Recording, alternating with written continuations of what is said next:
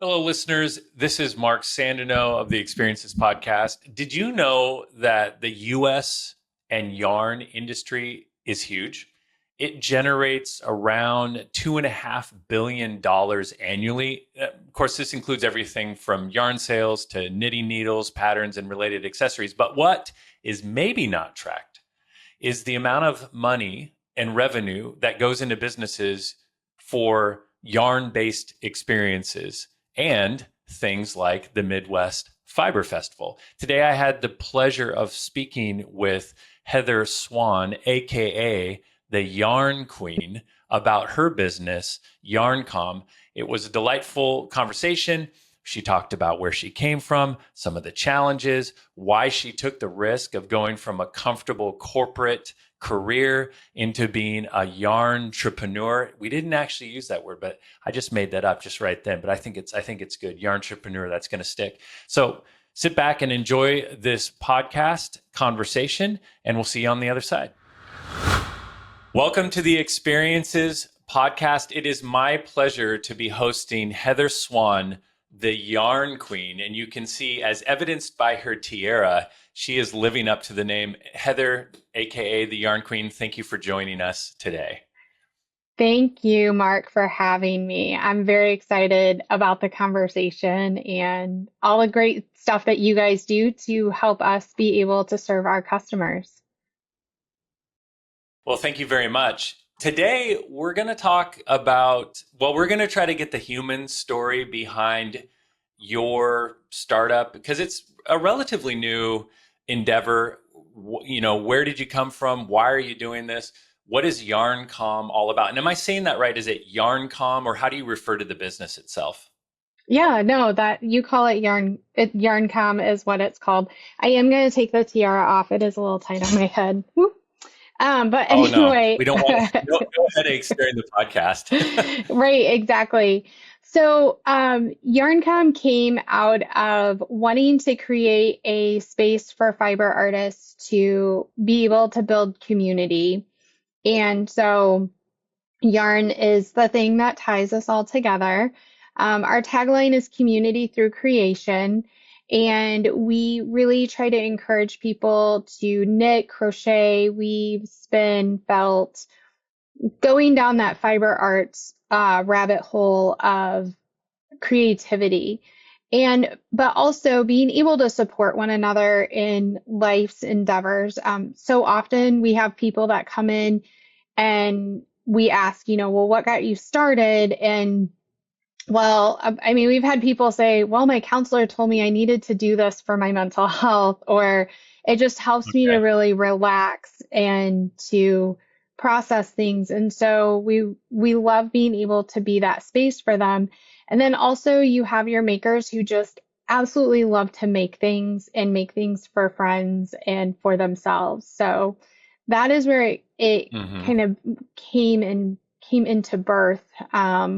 Here in the St. Louis region, also at a time when yarn shops were starting to close because owners were getting to retirement age and they were ready to pass the torch on. And for one reason or another, passing their specific shop torch on wasn't either the right timing or just couldn't happen. And so, as I was coming out of 25 plus years in the corporate world, working in administrative and management type of roles, planning national sales meetings and special events and marketing and sales analytics and just all the different things. Coming out of that, knowing that I wanted to step into a space where I was building something for myself and something for my local community, and a place where when I win the lottery, I can just go hang out. That's great. That's some great background. A few things that you shared brought up a few things that I find to be really interesting. First is the fact that there's this, and I think it's coined the silver tsunami of retirees leaving their small businesses. And a lot of these businesses apparently aren't saleable. They have value in the community. They're creating revenue and cash flow and even modest or significant profits, but they're not positioned to sell. Did you, before you opened your yarn experience, I will just use the word experience. Right. Did you see that? Were you aware of that trend, or is it something that you realized after the fact? I actually was aware of the fact that there were a couple of shops here in the St. Louis region specifically that seemed like the owners were starting to get to an age where they might be wanting to look to sell. Um, it definitely would have had some value. Unfortunately, though, one of them was right when the pandemic was hitting.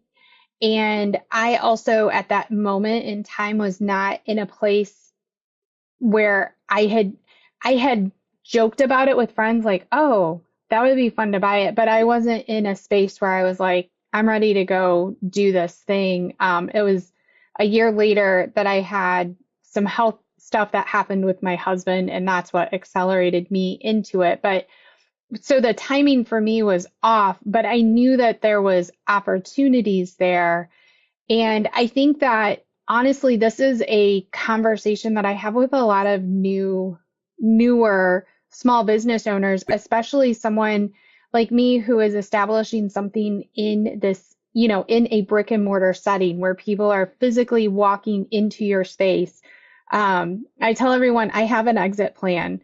I established the business with an exit plan because one of our other shops, the owner was 90 years old when she retired, and I said I won't work till I'm 90. And I love her to death, and but she hung on for as long as she could.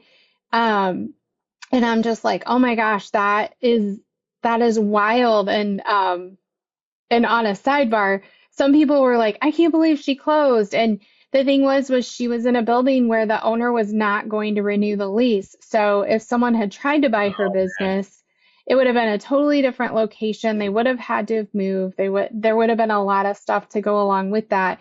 And so I think that's part of the thing that as small business owners, we see people with passion who are jumping in there and creating something, and like you said, creating something for their community, but there isn't that longer term, how do I perpetuate this without it staying in the family? How do I make this into something that someone else can come in and take over? And so part of the role of Yarncom is that it is a idea that came to me and came to several other people, but I am birthing it in the way that I feel authentic to myself and to the messages that I feel like I'm getting intuitively, like this is what I need to be doing. And through doing that, Hmm. I'm also very much aware of the fact that there will be a next generation, and I am preparing a brand that I will be able to hand over to whoever, whatever that looks like in the future. Because the hardest part about all of this is when you're building a business where you are building up a community around you, when you close the doors, that community has nowhere to go. And then it causes a breakdown even further and has reverberations out because people who used to go there every week, now they can't go there because that place is closed. So now they have to find a different place, and everyone's coordinating, and it's creating a whole lot of other stuff that people don't really understand in the general population if they're not aware of the fact that these small businesses across the US, this is what they do. They are the fabric of America, as the Cotton brand would say, but it really is something that ties us all together. So, as a small business owner, trying to figure out how to make your brand in a way that someone would be able to come in and say, I want to have a local yarn shop in my case. I want to do the things that you do. And then I can say, here is my template. Here's everything I do. Here are all the records. Here's everything. Sell it to them. And then I can go off and be married. And then they can walk in and have a bunch of things already established and figured out that I've already figured out for them. Okay. Well, so that's really interesting. Let's dig into that a little bit. There's a few things Okay. that I like to talk about in my Hmm. interviews with my customers, whether I'm recording them or not. And experiences in as a baseline for how I um, approach these conversations. We have thousands of business users all over the world, and there's a surprising similarity across all these users all over the world, regardless of the kind of retail or bookable retail, is what we call it, business they run. Right. Um, and it's kind of centered around this reality that in the modern era, you don't have to leave your home to buy anything. So if I want to buy yarn or yarn supplies, I can Right. come to an online store like Yarncom and I can buy that stuff. But what gets us out of our homes? It is the opportunity to be in community, creating positive memories together. And there's some really interesting psychological science behind this. I think the Happiness Institute published some of this that positive memories actively alleviate anxiety. And then as I was looking up knitting, you already referred to this. I have this quote here: knitting boasts numerous health benefits, which might surprise Yes. many. It's known to reduce stress and anxiety, improve fine motor skills, and even lower blood pressure. So I may need to take up knitting. Surprisingly, let's see, what are the statistics? 71% are female, but there's almost 30% of knitters are male. And Yes. so and it appears to be experiencing a huge renaissance. And so um, you are expert, I can see, at not only creating a theme and a brand around this hobby, you're good at creating community and bringing people together. And now you're talking about this retirement plan or this exit plan or scale plan, being taking what you do, packaging it up and reproducing it for others. Let's Before we talk about doing that for others, how has it gone for you since I think it was 2021?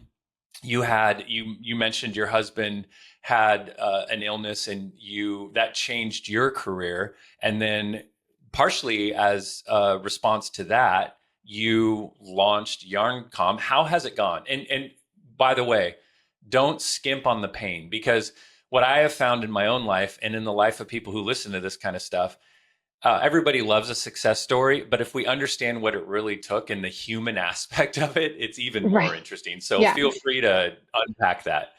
To unpack it. Okay, well, we can unpack it. So I spent 25 years building dreams for other people, and Okay.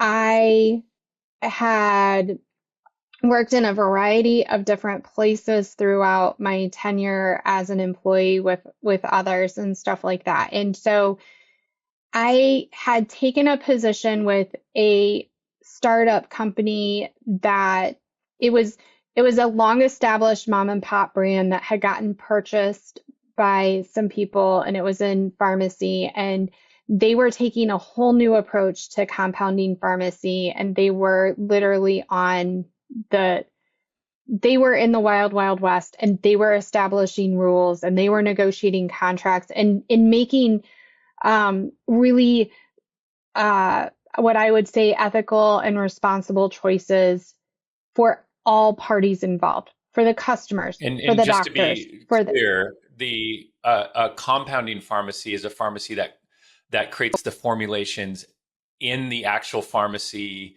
in yes, front of the customer, instead of just getting a bunch of bottles and pills and portioning them out. yes. So thinking Okay. about yeah, anytime that you have a medication that has to get altered in some way, that is what it falls under the umbrella of compounding pharmacy. Okay. And we That's could go Yeah, I down, wasn't sure yeah. about that. Yep, no, yeah. Um, and so I loved working for them. But it was a lot of hours. It was a lot of hard work. And through several different things that happened with that organization, they ended up closing, and I started consulting. And then one of my former bosses had sought me out and hired me to be his general manager for his startup company. So I kept working with these startup companies and helping them get going. And but I was running around like a chicken with my head cut off, and I wasn't taking care of myself, and I was raising children and trying to balance everything and balance the expectations of my boss and the other executives and the owners, and then also balance the expectations of my employees, and how can I be making sound decisions for both parties to make sure that we're all on the same page, but we're all taking care of each other. Um, So, could I ask a question about that? It yeah, sounds like you're a really important operator for people who are doing startups. So, you were their right hand person. You were doing everything that needed to be done to take these nascent, almost nothing businesses and become thriving businesses. Is that kind of the role you play? I mean, you use the word manager, but it really sounds like you were a key person to help deliver, and really important outcomes as far as growth and sustainability. yes. And it took me a while. In the moment, you're doing the work. You've got your head down. You're like, I need to do this thing. I need to produce this report. But I started having a track record of creating tools and um, being able to create outlines of accountability that helped the organization be able to make financial decisions and to strategize and to implement that with the key staff that were going to drive sales and everything like that. But operationally, I have that brain where I can take stuff, I can pull it apart, organize it, kind of like a mechanic, very mechanically minded. I can look at something from all different angles, go high level, go into the minutia, and then determine like, okay, this is the thing that we need to do next in order to make XYZ happen.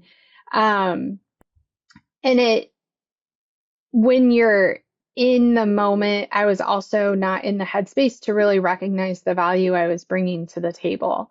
And I think that's important because sometimes when you get so caught up in the minutia of everything, you're like, I just got to get this done. I just got to get this done. I just got to get this done.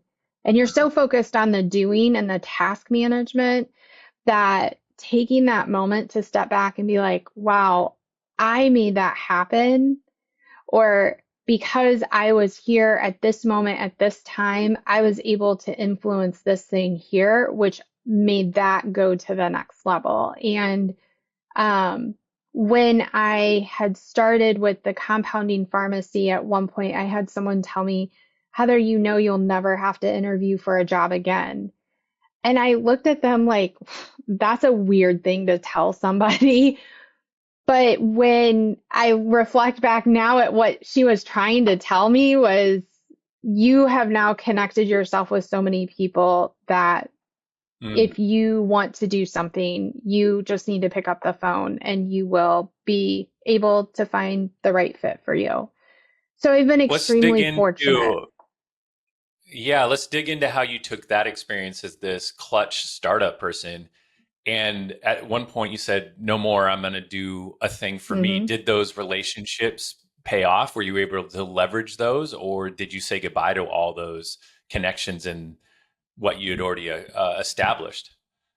A lot of those connections, because we're not in the same industry at all, have gone away because what they're focused on is so different than what I'm focusing on. But I do have a business mentor who is also a dear friend, and we have now progressed to more of this mutual support type of relationship. She has a startup that she's working on. She has several different things happening. There's a reason why we're friends, because we like to do multiple things. And she has been someone who I can talk to about the tough things that I need to do. And it's been really helpful because when you are a small business owner, no matter how many employees you have, when the buck stops with you, like it can feel like you're on an island. And so talking to other business owners or talking to other people who are in roles where they're making these high level decisions that are affecting all of their employees, all of their business, all of their customers, it is helpful to help manage that stress that you may feel and that strain in making those decisions. As you've heard in this interview, we're talking to retailers that host people. And how do you do that? Well, there has to be a way for people to book their experience with you. It's our contention that the world needs another booking tool like it needs another hole in its head. That's not what we need. What we need is a platform for bookable retail. And that's what the Experience app is all about. In just a few clicks, if you happen to be a Shopify e-commerce user, you can add bookable experiences to your website. They're on brand, it's at your domain, it's done through the Shopify checkout, and you control the data right there in the admin. You can transfer customers, you can create scannable QR codes. They can be reminded of their upcoming experiences, and it integrates really nicely with everything you do as a retailer. So you're selling your products right next to your bookable experiences, and you don't have to use things like Eventbrite or Ticketmaster or one of the other 1,000 bookable tools out there. So if you want the tool that works for you as you host people in your retail environment, which quite frankly is pretty much table stakes these days in an era where people don't have to leave their home to buy anything. They're going to come out to create a memory with you. Go to experiencesapp.com for a free 14-day trial. It doesn't require a credit card to do the 14-day trial. And by the way, if the 14-day trial isn't long enough, just hit us up in the in-app chat and we'll extend it for you. So thanks for listening. This is a commercial in case you didn't notice. Experiencesapp.com. Go there today, add it to your Shopify store. And if you're not already a Shopify entrepreneur, well, this would be a great time to start. Go to shopify.com, get your store going, and then immediately go over and add the Experiences app to your store. Once again, this is Mark Sandino, the CEO of Experiences. We hope to see you soon. I'm interested in how set up you were in the compounding pharmacy world with that network. And then you decided to do this new thing. That's a risk. A lot of people are not willing to do that. Sometimes entrepreneurs like you say, well, anyone can do this. And just here's the things you need to remember. And I tend to agree that most people, if they set their mind to it, they can do it. But one of the things we forget to acknowledge is at one point you went from being pretty set up and pretty well known into this whole new thing. That was a Yeah, huge risk. How did that feel? terrifying. It was absolutely terrifying because my friends and I had talked about doing a festival in St. Louis. My friends and I had talked about doing a yarn shop, but it's different when you're sitting on the back dock drinking a glass of wine with your friends, knitting on something, than actually going to the bank and saying, okay, here is my savings, and I'm going to sign off on all of these different things. And oh, yeah, by the way, honey, to my husband, like, are you okay if we take all this money and dump it into this thing here? And, and I cannot say this enough is that surrounding yourself with people and that support you, that believe in you, and that hold you accountable is what has helped me so much. But walking into my first trade show, I was so nervous. And like I remember the first time I was telling people that I was opening a yarn shop, and some of them I knew, but I really didn't know anybody in the fiber arts community in St. Louis. I wasn't really plugged into all of that. And I was terrified, like, what if nobody shows up? What if nobody wants to take my classes? What if I can't get any instructors?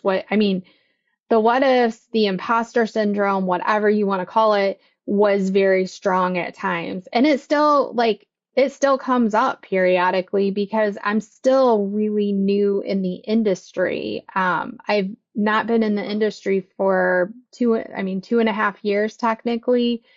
And it is still weird when people say that my reputation, like on the festival side as a festival organizer, I get people that are talking about me at festivals across the country, and I get messages like, hey, when does applications open? And I've heard you run a great festival. I mean, just all of this feedback that it feels kind of weird because 2.5 years ago, literally nobody knew who I was, except this girl in St. Louis who is passionate about yarn and is opening a yarn shop and starting a festival. That's an amazing story. Let's jump back just a little bit Yeah. to that moment when you decided to go all in. You're talking with your husband. I assume he had an answer for you when you said, "Are you okay with this?" I assume it was, "Yeah, let's do this." And right now you can look back, even though you as you mentioned, you deal with a little bit of imposter syndrome. I think everybody does. Right. Um, could you, that moment when you pulled the trigger, ink on paper, I'm making this commitment, we're getting this retail space, we're fixtures or whatever it takes, did you have any idea what the journey was going to be like? And I'll ask you two questions. Okay. One, how much better or worse is it than you thought Okay. it was going to be? And two, one anecdote where a moment where you were doing a class or a conversation you had with someone where you said, this is going to have a huge impact. I am so glad I'm doing this. Okay. So first, the the moment of impact when I like went through all this. So, just a really quick backstory. My husband was diagnosed with acute myeloid leukemia March of 2021. He went into the hospital on April 1st that year, and we honestly didn't know if he was going to live or die. And it was, if if the Mm, treatment doesn't work, then, you have a few months left. If the treatment works, he could live out a normal life. Okay. And the odds were not mm. in his That's favor. a lot of The stuff. strains that he had, everything that he had going on, the odds were not in his favor. We knew that he was going to have a bone marrow transplant. So then we had to start the process for finding a donor for that. So, but we were extremely fortunate because by July that year, he had his bone marrow transplant. But by July that year, and don't get me wrong, my company, they took such good care of me. I was in an upper management role and I went to the CEO and I said, I can't fulfill the responsibilities of this. Here are the responsibilities I can do while I'm dealing with this, and here are the things I can't do. And there was zero hesitation. It was like, well, you just take care of you and you take care of your husband and we've got your back. And I mean, it was absolutely amazing. But Wow. then as I was doing it, I was like, I can't do this anymore. I can't keep doing this for other people. Like I've known that and I felt like I have been getting these messages over and over, but I just kept pushing through, going, no, no, no, that's not it. And this was the final one where I felt like I was 45 at the time. I was like, if I don't do this, I'm going to continue to not take care of myself. I'll probably have a heart attack at 50. I'll probably be dead by 52. Like, this isn't the way to handle life, and this isn't what you should be doing. So I, um, my husband is going through all this treatment. He's on all of these drugs. He's literally out of his mind half the time. He's just thankful to be breathing, because of all the Mhm. stuff he was dealing with. And so when I made the decision, it was right before he was going in to get his bone marrow transplant. And I made the decision not to talk to him about it until after his transplant was done. And like we had seen that it was working and that the cells were grafting. And when everything was going really good, then I was like, okay, I literally can't do all of this anymore. And I told him where my heart was with everything and that I wanted to have more freedom and I understood it would impact our lifestyle and I understood, we wouldn't be able to go get Mexican at our favorite place 3 times a week or whatever it was at that point. And like we were going to have to make some drastic changes, but that I felt compelled to figuring out whatever this is, but I know that this is where I'm supposed to be. And Hmm. I tell him like he was drunk on whatever the chemotherapy was and stuff. And he was like, that sounds great, babe. You've got this. I've got it. But he's always been like that. Whenever I've gone to him and said, I think I want to make this move in my career, or I think I want to do that thing, he has always been my number one cheerleader right out of the gate. And it, at first he was like looking at me like I had 12 heads, and he likes to bicycle. So I was like, I know this will impact your bicycling, but we'll figure it out. Like you'll still get all your Hmm. bicycles and stuff. Um, but being able to take a step back and have the courage to say, no, this is what I need to do. And then talking it through with my business mentors. I went to her and I said, okay, this is what I'm going to do. And usually the first reaction I would get would people would say, you're going to do what? You're going to open a yarn shop? What are you talking about? With my first festival, three of my friends were like, we want to help you. We want to help you do whatever. And they joke, but they told me afterwards, they were like, "Oh, look at our cute little friend. She wants to have a little yarn festival. There'll be a couple hundred people there." There were over Well, let's just real 750 quick. people. Yeah, let me just bring that up. Yeah. Did you start the Midwest Fiber Festival? Yes, I did. And you're known as the head fiber freak Yes. among your other monikers of being the Yes. yarn queen at the Midwest Fiber Festival. So, just to interrupt your No, yeah. origin story a little bit, not only did you start a retail spot in the and you probably did some research to know that as much as your friends are kind of like, oh, that's so cute, that yarn is like yarn in the hobby is over $3 billion a Yeah. year. The average household spends at least the monthly spend per household on these crafts is about $21, and that's actually pretty amazing. So it's a real big market. So did you have a good idea of how big the opportunity was, or were you responding to the enthusiasm you were feeling from people? Because you're like really stacking your work here. You have this festival and you have a retail environment. What were you thinking? So I actually was doing market research, and I had for the retail space, I had requirements for what I needed in order for it to be a viable space for me to be at. And for the festival, I also had some requirements for where it needed to be hosted and what kind of festival I was thinking about doing. But one of the things that people don't realize is the value of their local libraries. And in this day and age, you can go to your local library, at least here in St. Louis. There's a great librarian, small business librarian at Kirkwood Library, Mel, who I've actually known for way longer than just the last couple of years.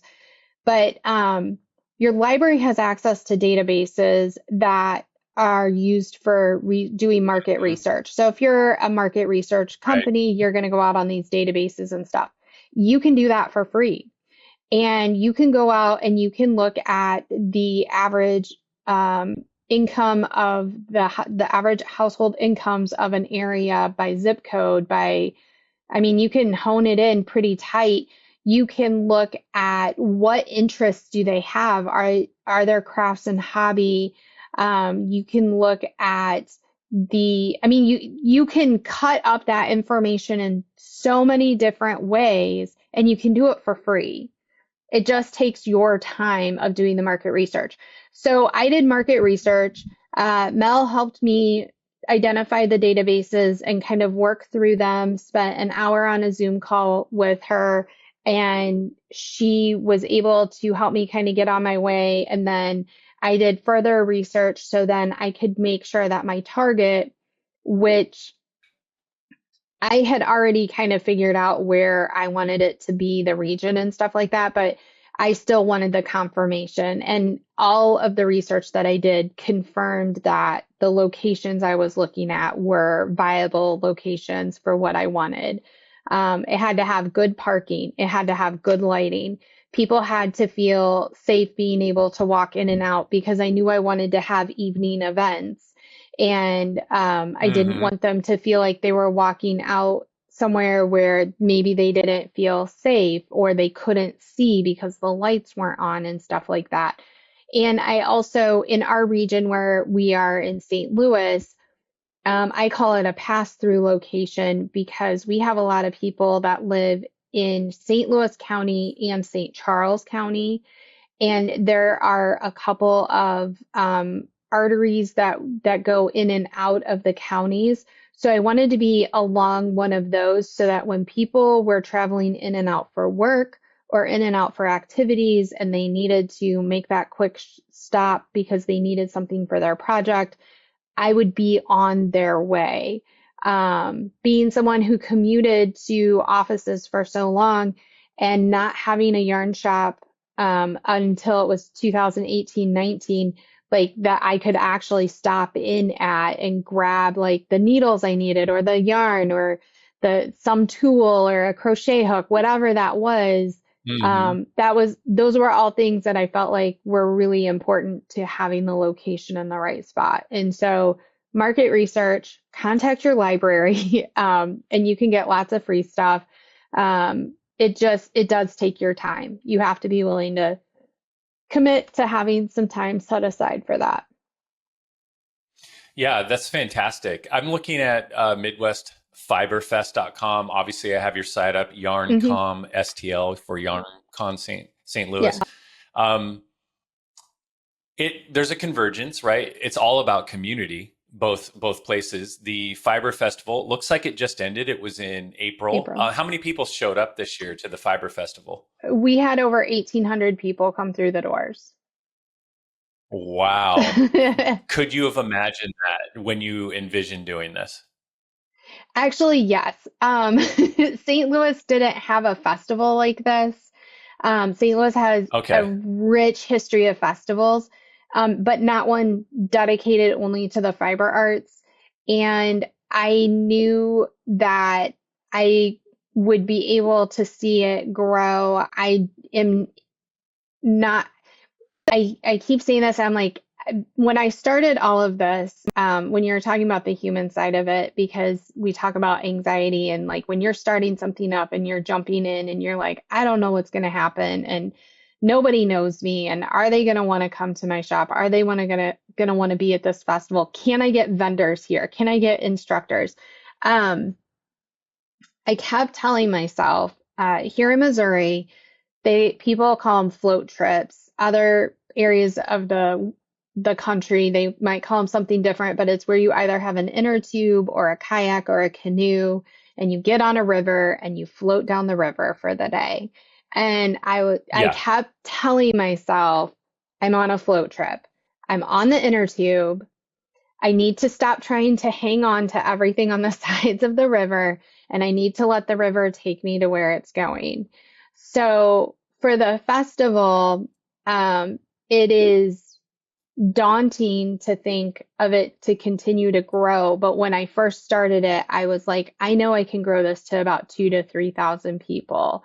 I can see that absolutely happening. Beyond that, um, I don't know where it's going to go. I don't have a desire for that to be the biggest thing, but I also try to respect and honor the fact that the Midwest Fiber Festival, I treat it like it's its own entity. It's its own energy. It is its own thing. So as it is continuing to grow, my role and responsibility is to make sure we have the support in place in order for it to become what it is meant to be. So, Yeah, I did look up other festivals, mhm. the most prominent of which is the Sheep and Wool Festival in Rhinebeck, which has Yes. over 30,000 attendees and 300 vendors. So these things can get large. I mean, that's a big experience. And that's not in your aspirations to be the No, Midwest equivalent of that, or no. The idea of yeah, it seems 300 like a vendors to have to wrangle, absolutely not. Like, I mean, and then just finding a yeah, location to put all of them, that makes my heart, yeah, no. I palpitate. I So want no, to this is have the great best because we're experience for people in the right. Midwest Okay, that are interested in the fiber arts, but I don't always necessarily um attribute bigger is better. Um, Sometimes bigger is bigger. And so I want it to be the size that it needs to be, but I want it to be what it is, which is a celebration of fiber arts in the Midwest, and specifically because I'm greedy in my backyard. I right. don't want to have to Well, and travel. that's one of the things I love so much about the experience economy, and which Yes, is defined by sports, entertainment, travel, and dining. But I have the privilege of interacting with what we call the long tail or the shadow experience economy.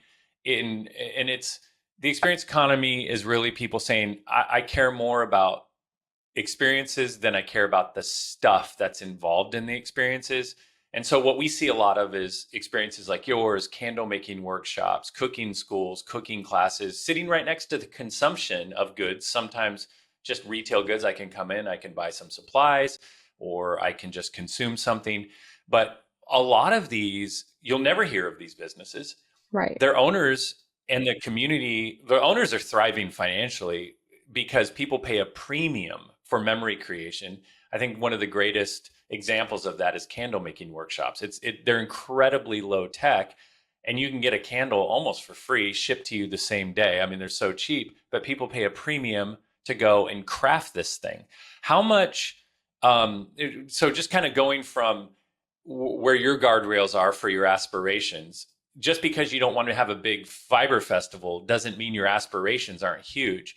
When you think about helping people create durable memories that are positive and transforming your community, how big are your aspirations? Not necessarily in size, but what impact do you want to have? um, the impact I want to have is what we are already having. So earlier this spring, I was invited to one of my customers' weddings. She's getting married next week, and she invited me, and I was blown away because I Wow, see her regularly, but I never thought like she wanted to have me at her wedding. Like, that really hit that's me in a awesome. place that I was just like, holy cow. And then when we do stuff like we did a surprise bachelorette party. So I put together a macrame activity for everyone to do. They were all crafters. And we set up the shop and we had it all staged. And when she was walking into the shop, she was going out on a date with one of her girlfriends, and her girlfriend said, "Oh, Heather's got something for me at the shop. I need to go get it." And so they come walking in and everything. And she said, "Well, if my date night ended up at Yarncom, I really wouldn't be sad about it." And it was like, oh my, when I was told that, like, I got goosebumps because I was just like, oh my gosh, that is incredible. When I sit around the table and I hear people talking about how they transplanted to St. Louis and they were having problems finding friends that do the same thing they do, and now that they come to our stitch groups, they have that. Or we will host events where we partner with one of the other craft businesses here in our shopping center. They do pottery. So they brought everything down here and we all painted yarn bowls together. And she was like, "Well, you guys can do it down at our studio." And I said, "Yeah, but they want to do it together as fiber artists. No offense to your studio, but like they want to be in this space. They want to be looking at the yarn and they want to be inspired by it. And then they want to be here." And she was like, "I totally get it." And so, that is one of those experiences, like you said, like they could have paid a lot less for yarn bowls, even at the yarn festival. And they were gorgeous bowls, but they could have paid a lot less for what they did. But it was the experience of being together and being inspired with one another. And so every day I feel like I just live out the best life because I get to see already the impact that we're having on the community and getting the feedback of how it is that we are really pouring into our local community and our community at large in the fiber arts and encouraging people to make things and to find one another and to support one another. So for me, that is a huge part of what I feel is really cool about the impact that we're making. And we're moving into our next stage of what I call impact and what you are talking about experiences is that we've been trying to figure out, okay, how do we do experiences for the novice, for the person who wants to come do the one project and walk out and they don't really want to get into it. And so we've formulated our plan. We've got it all together. Now we've got kits and we've got stuff on our calendar and we're starting to schedule it. And it is making it's making an impact because people are walking in going, I would have never walked in here, but now that you're having this event, this is a Right. blast. So, You just answered one of my questions I had for you, which is what's a new idea or project you're excited to introduce to your customers? And so I love that. And I think there's a great story for any retailer who's considering or already doing bookable retail stuff. So and I got to be honest, just to jump to the left yeah, just a little bit here.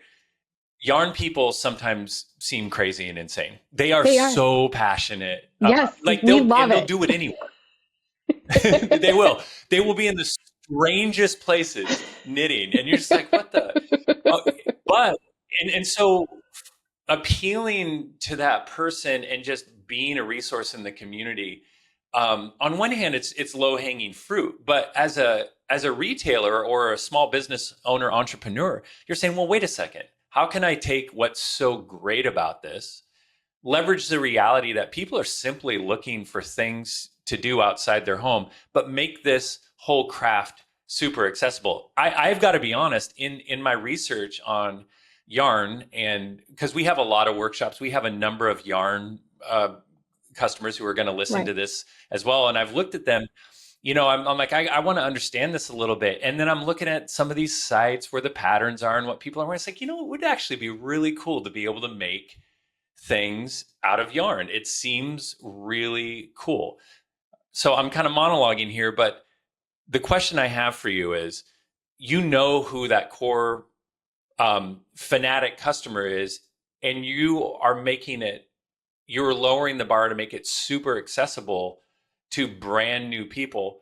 What's the motivation there? Is it to bring the joy of knitting? Is it or fiber arts? Is it to grow your top line revenue and your profits? Is it all of those things? When did that occur to you, and why really are you doing that? So the answer is yes to everything you said, but I'll break it down a little bit more. So, um, one thing, my personal passion, I am a coach at heart. When I was in high school, I coached youth sports. I had to give up coaching youth volleyball last year because after opening the shop, it was too much. But that was part of my passion. I love coaching people any age and seeing the spark of, oh my gosh, I just got it. That aha moment, that excitement that they get, and the confidence that begins to build after they continue to have win after win, whatever that is. Their stitches look consistent. They created a cowl that fits them perfectly. They made a baby hat and the baby's able to wear it. Like whatever that is. That's one part. The second part, when we're talking small business, we're talking about revenue generation. When you're a brick and mortar, you need feet through that door. The more foot traffic you have, the higher your sales are going to be. That there is, I don't even have, I mean, I could go find all of the research I want to support that. But we all know that, like, the more foot traffic you have, the higher your sales are going to be.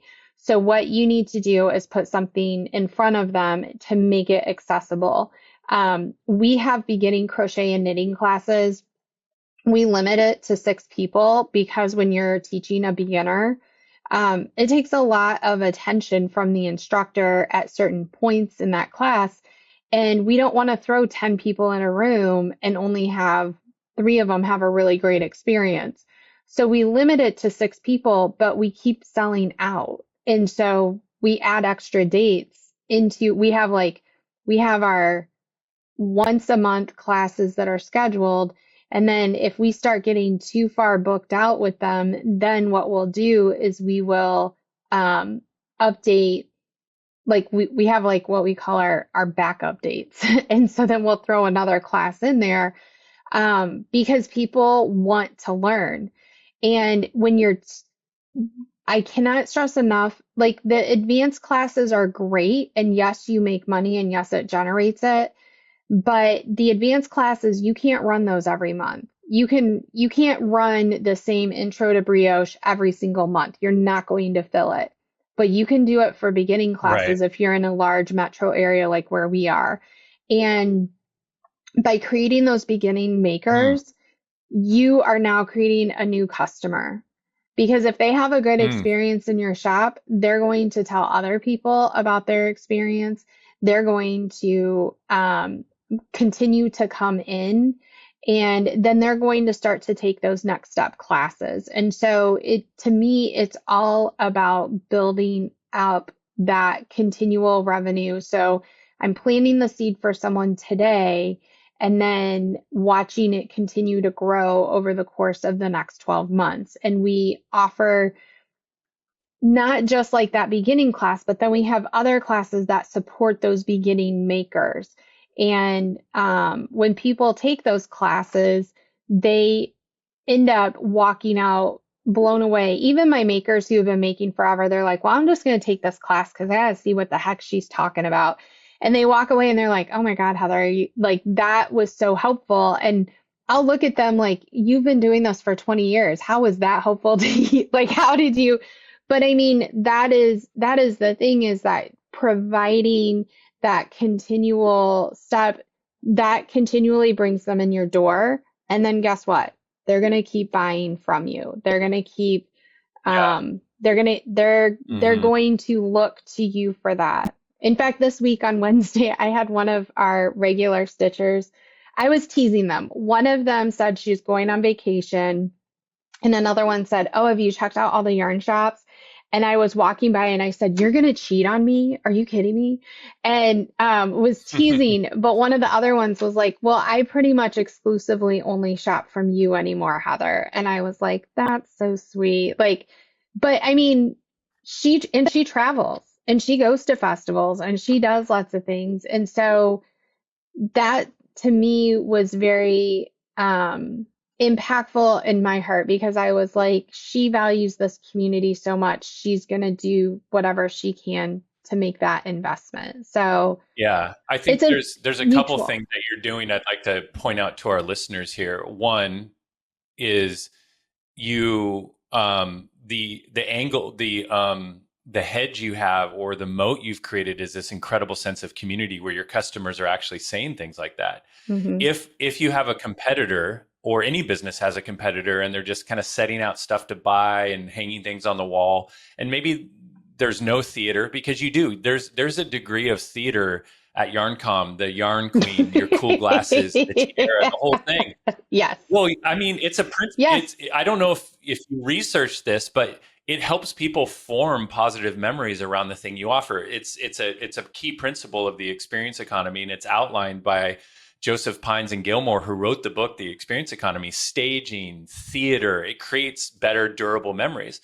Then the second thing you're doing, which is really interesting, Which I do want to is say, I just want to you. pause super quick and just say, I have not read that book, but now I'm going to go read that book because I am just Oh, naturally yeah, like this.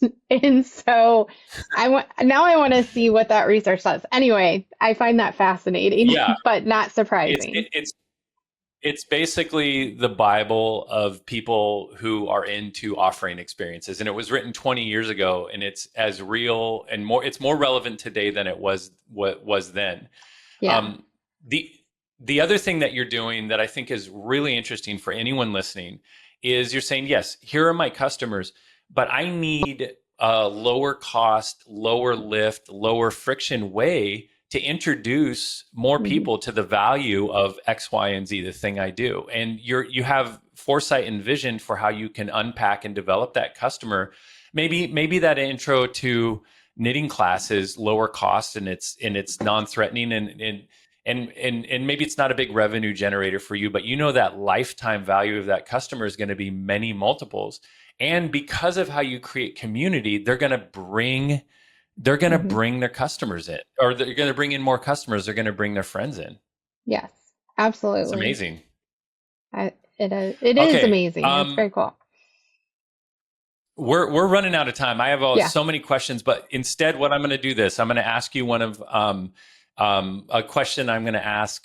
I'm going to test this out on you. I want to ask all my future interview Okay. subjects. I love being a guinea pig. So, Let's go. uh, okay, I'm going to do two. I'm going to do two. Okay. Okay, so no wrong answers. Okay, so if you could go back and give yourself one piece of advice before starting this journey, you get one piece of advice. What Okay. would it be?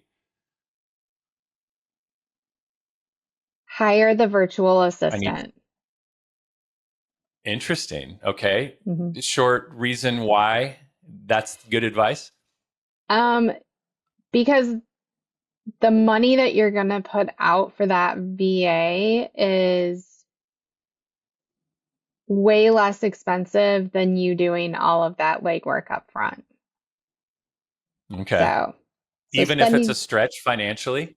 even if it's a stretch financially, because what it will do is it will give you the opportunity to be out there selling, looking for other opportunities to make money, maybe grant writing, if you have the opportunity to apply for some grants, something like that. Um, to be able to also take those tasks off your plate that you don't like because you're not going to do them well and you're not going to put the right energy into it. And then you're going to have stuff that's undone or half done. And I mean, I even still like struggle now, but I wish in the very beginning I had interviewed a couple different assistants and I kept thinking, oh, this is going to cost so much money. And I don't know that I want to spend my money on that because I want to buy yarn. I wish I would have invested it in that because I think it would have really helped with some of my infrastructure early on. So the moral of the story is put your yarn purchases on hold and invest in humans. Yes. Okay, so this is an experimental question, and I'm going to try it out on you, Okay. and then I'm gonna have you pitch your thing and tell us how we can find you and all that kind of Okay. stuff. Okay, if your business had a mascot, what would it be and why? Whew. If my And business you can, had a and there's mascot. takesy backsies later, but just off the Yeah. cuff.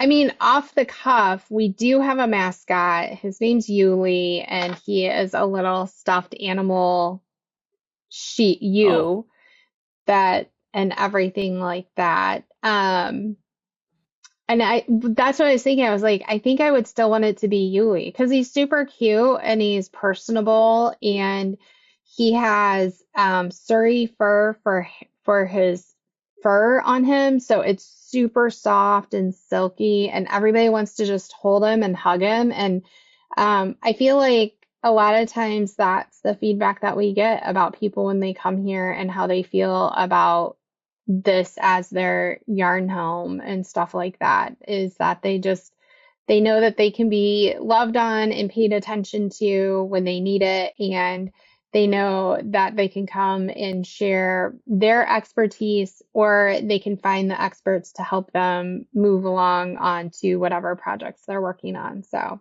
it would still be Yuli. well, I wonder if we'll see Yuli featured more prominently in future I know Yarncom. we need to. We need to. He Yeah. does have a Facebook page. I just haven't done enough with it yet. So now I'm gonna have to. because I Okay. talked about So, it.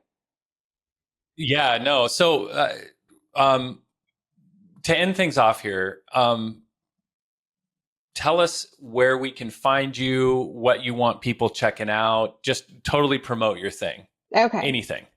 Well, first, right before I promote, what I would like to say is, Mark, thank you for taking time to speak with me today. And anytime I get to have these conversations, it reminds me of why I'm doing what I'm doing, and it gets me really excited and jazzed up, if you couldn't tell. And I also love, I do love your app, and I love what you guys do to help my business be able to create experiences and be able to create ways for people to sign up for them. And I love how you guys just keep making it better and better. And it's a lot of fun to get to be a part of that. Looks like we lost Heather. I'm going to pitch her stuff for her. Her AirPods died, and she was right in the middle of telling us where we could find her. You can find her at yarncomstl.com. That's YARNCOMSTL.com. All sorts of classes. They have products. You can get a really good sense of what's happening there. And then the other thing she talked about in the podcast was the MidwestFiberFest.com, which looks like a lot of fun. And I know you yarn folks, you fiber arts people are probably jotting this down right now. Yay, another thing I can go to and meet my people. So Midwest Fiber Fest and yarncomstl.com. Thank you so much for listening to the podcast today. It was wonderful having you on, Heather. And we look forward to seeing you all again on the next episode of the Experiences podcast.